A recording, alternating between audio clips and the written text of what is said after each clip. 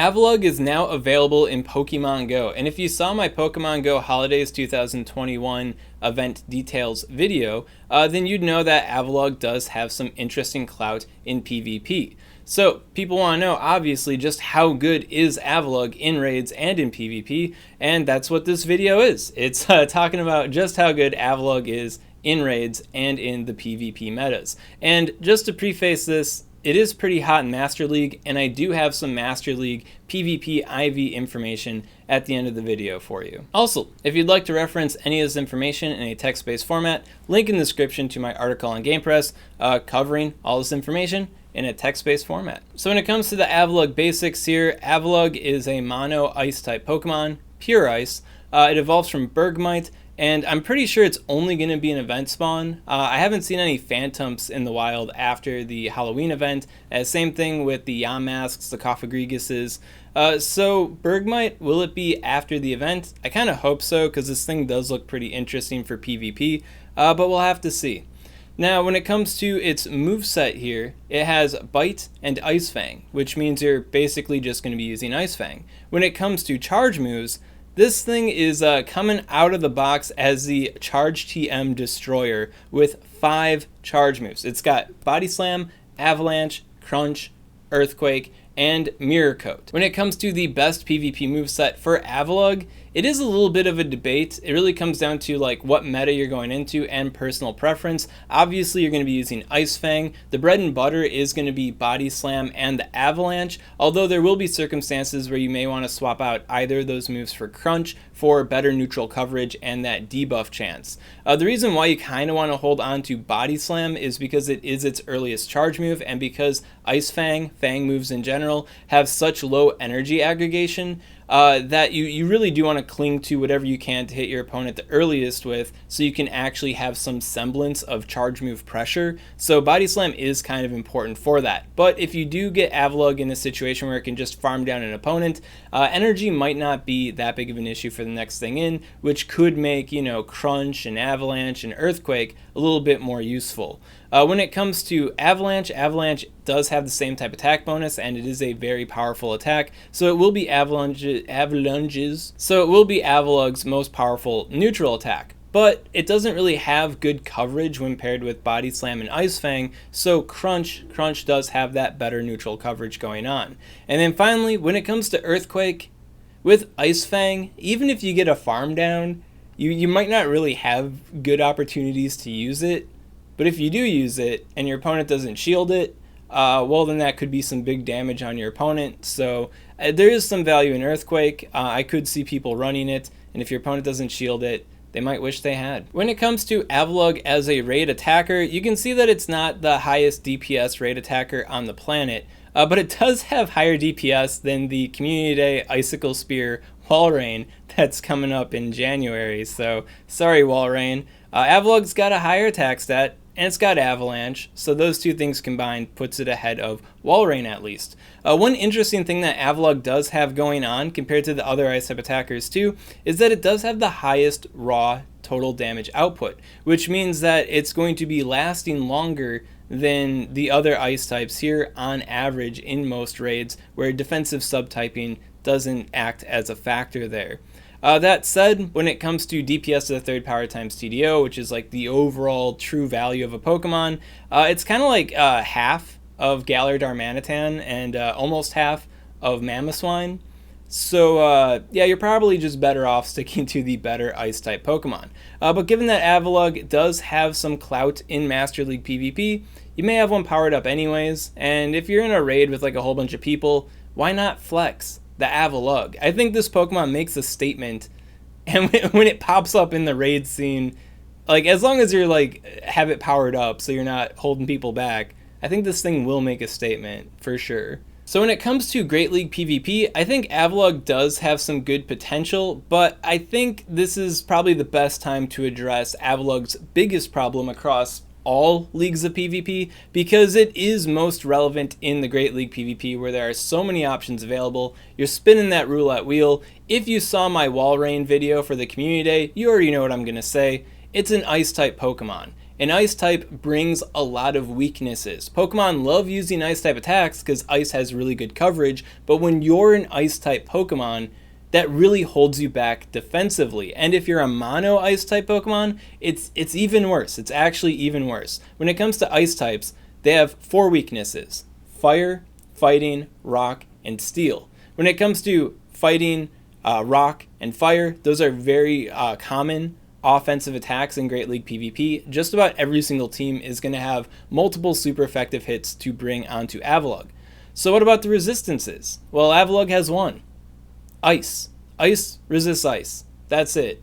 And given that Avalugg uses Ice Fang and like Body Slam, when it comes to opposing Ice type Pokemon, they're often going to have the advantage on Avalugg. And to that end, Water type Pokemon too, because Water types resist Ice. So if you really think about it, Avalugg is kind of trotting in here with effectively 6 weaknesses and no resistances. And it's just going like Ice Fang, brah, Body Slam, you know? It's not good. So that is a pretty big deal for Open Great League PvP. A pretty big deal in Cups too.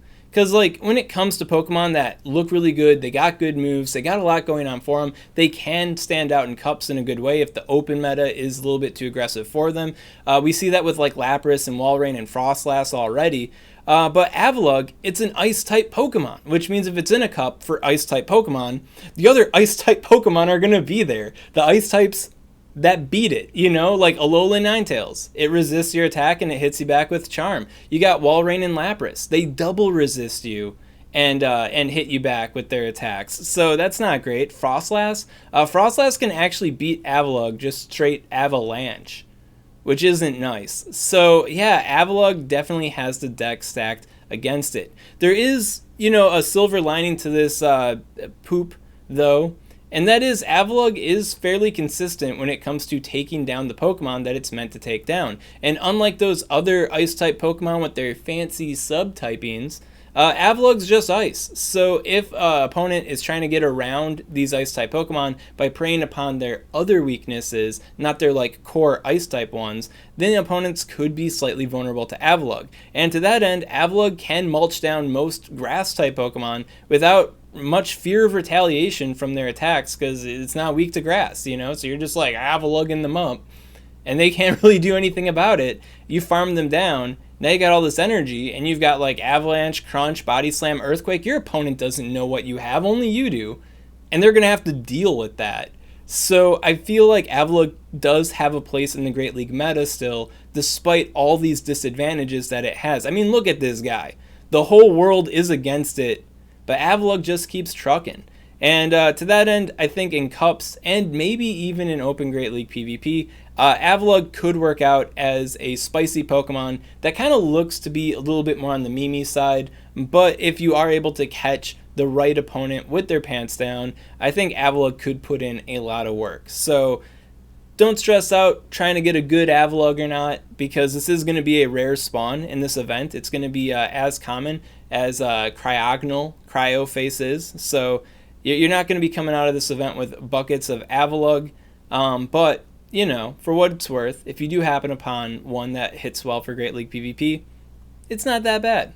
It's not that bad. When it comes to Ultra League PvP, things look a little bit more favorable for Avalugg. Just like I said in my Walrein video, when it comes to Ultra League PvP, Avalugg is looking a lot better. Like I said in my Walrein Community Day video, the Ultra League isn't as painful for Ice-type Pokemon as the Great League is, so Avalugg does have a lot of opportunities to stand out. In fact, when Avalugg was first announced, I was pretty hyped up for it for the Ultra League. But of course, Walrein got announced. And Walrein is looking a lot better than Avalugg is. I mean, Avalugg had some interesting things that it could do over Lapras, but compared to Walrein, it really doesn't have a whole lot going on.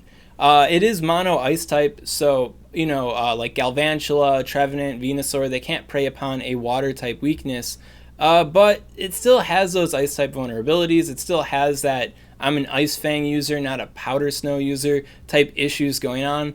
I feel like Walrein does a lot of Avalugg's jobs just a bit better. So once again, you don't have to stress out too much about getting a good Avalugg for PvP with the limited catches that you will be afforded here, because it's going to be a very rare spawn.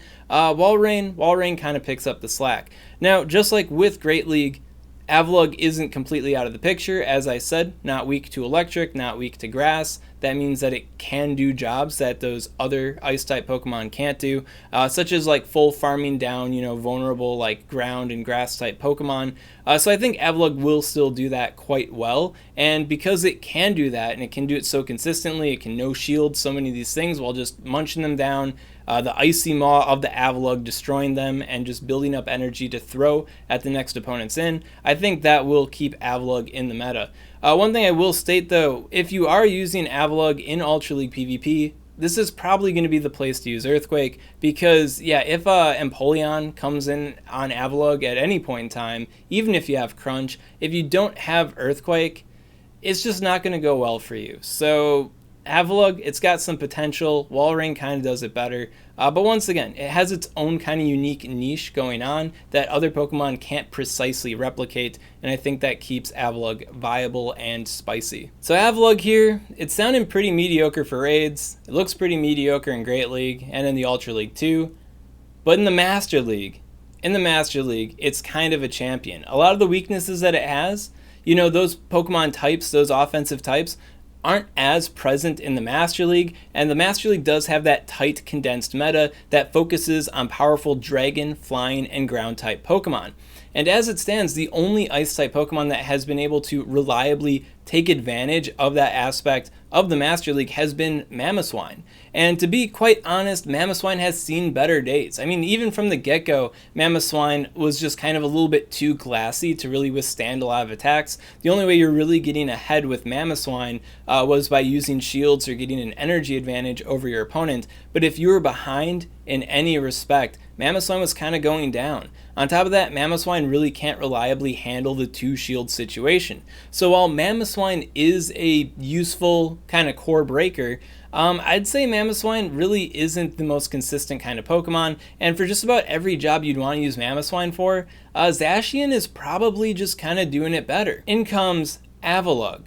Avalugg doing just about all the jobs that Mamoswine can do, but better, and on top of that, jobs that Mamoswine can't do, such as taking on Sylveon, both Dragon Breath and Aqua Tail Gyarados, and the mighty Zacian. Avalugg endeavors to take those Pokemon on. Poor Mamoswine can't do it. Oh yeah, and then to add to that, Avalugg obviously beats Mamoswine too, right? It's got the ground subtyping. Get Ice Fanged, fool. So honestly, Avalugg is looking pretty exciting. And then what about Walrein? Is Walrein going to steal Avalugg's thunder here too? No, not exactly. Like, Walrein is just kind of almost in the Master League. It's really bulky, and it's got some interesting utility over Mamoswine, as I state in the Walrein video. But Walrein's got like 2,700 CP at level 40. Avalugg actually has over 3,000 CP. So it's like, it's actually strong. It's tanky, and it's strong. It's just good. Now, this isn't to say that Mamoswine doesn't still have its advantages. For example, it can overcome Dialga and Excadrill in the one shield situation specifically, which is something that Avalugg can't do. But when it comes to like two shield situations or uneven shield situations or shield disadvantage situations, I feel like Avalugg is more often than not coming on top more often than Mamoswine, and is just kind of overall a more consistent Mamoswine for a lot more other matchups. Now, there is one disadvantage that Avalugg has in Master League PvP that could go overlooked, and that is the Melmetal and Metagross matchups. Now, Walrein and Mamoswine do lose these matchups too in most situations, but the key difference between Avalugg and them is that they actually have the opportunity to threaten these steel-type Pokemon with their ground-type attacks, where Avalugg really doesn't. You could carry Earthquake on Avalugg, but Master League is so aggressive that you're probably not going to be storing up a lot of energy to bring out the Earthquake when they come in, and even if you do bring out Earthquake right away, it really doesn't hurt them all that much, and you probably won't have the opportunity to try to throw another charge move on them to threaten them for the close. So when it comes to Avalugg, Melmetal and Metagross here could get some serious farm action on them before taking Avalugg out. When it comes to Walrein and Mamoswine, they have to be a lot more cautious with those matchups. So that is something that ultimately could hold Avalugg back.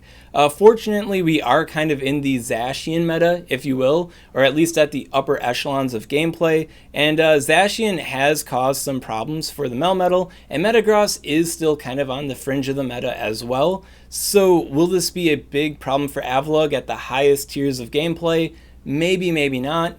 But that is something to think about if you think Avalugg is just straight up replacing everyone. That all said, Avalugg is a very consistent and strong Pokemon, so if it can avoid those matchups, I think Avalugg will be alright. Now, one concerning aspect of Avalugg for Master League PvP is that it's a spawn Pokemon. For whatever reason, this Pokemon's looking really hot for PvP. Pokemon Go isn't capitalizing on it with raids. So our opportunities to get a good PvP IV Avalugg for raids, having, the 10-10-10 raid floor for IVs, it's not there. So, and because it's a rare spawn, our opportunities to get that really high IV near Hundo Avalugg just isn't there either. Well, I got some good news for you guys. A lucky traded Avalugg, the 12-12-12 IV floor, is fine for Master League PvP. Avalugg's IVs do appear to be very forgiving at this point in time. The one thing I will highlight is having a 14 attack IV does give you a breakpoint against Landorus Incarnate form, and that can enable you to beat it without using a shield at all. Even if it uses one shield or two shields, you'll be able to beat it straight down, assuming even energy, etc. But that is only the zero shield situation, so if you do spend a shield, not having that breakpoint won't hold you back too much. I guess you also have more opportunities to clip it from reaching additional charge moves too, so against Landorus Incarnate form specifically, having 14 attack on Avalugg, that's like the main important thing there. Another thing is a 14 HP IV for the 2 shield Avalugg Mirror. It does end on a fast move, which is why 15 attack IV isn't that big of a deal here. It ends on the fast move, and that would just give you that 1 extra HP you need to tie with them instead of lose. But that is such a wild, wacky situation that I don't think that the 14 HP IV is going to be worth splitting hairs over. Now, of course, you do always want to have more IVs. More IVs is better, but Avalugg here is in a unique situation where getting a lucky trade is probably the only way to get a good IV floor on Avalugg. And yeah, 12-12-12, just fine. If you get the 14 attack IV, even better. Anything beyond that is just gravy. So that's all I got to say about Avalugg here for Pokemon Go. If you have any questions on this content, of course, comment below. Let me know what's up, and I'll be happy to help you out. And if you enjoyed this kind of content, you want to see more like it, well, make sure to subscribe to Swagtips. And then once again, if you want to reference any of this information in a text-based format, link in the description to my article on Game Press. Swagtips. I'd also like to give a special shout out to these Patreon supporters. If you want to support Swagman on Patreon, link in the description. Ice types, they don't have as many problems in Ultra League. Yes. Am I allowed to make my video? No? I have to feed the cat?